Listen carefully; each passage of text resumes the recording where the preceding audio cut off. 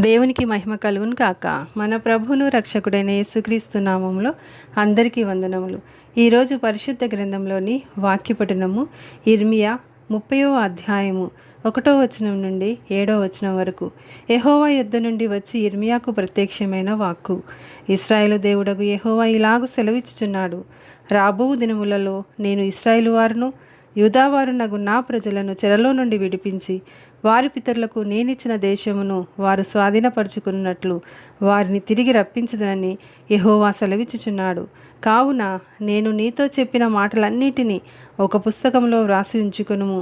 యెహోవా ఇశ్రాయేలు వారిని గూర్చియు యూదా వారిని గూర్చియు సెలవిచ్చిన మాటలివి. యెహోవా ఇట్లనెను, సమాధానము లేని కాలమున భీతి చేతను దిగులు చేతను జనులు కేకవేయగా వినుచున్నాము. మీరు విచారించి తెలుసుకొనుడి. పురుషులు ప్రసూతి వేదనతో పిల్లలను కందురా. ప్రసవ వేదన పడు స్త్రీల వలె పురుషులందరూ నడుము మీద చేతులుంచుకొనుటయు వారి ముఖములు తెల్లబారుటయు నాకు కనబడుచున్నదేమి?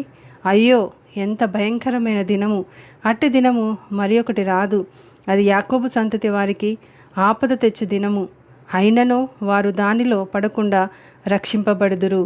ఆమేన్.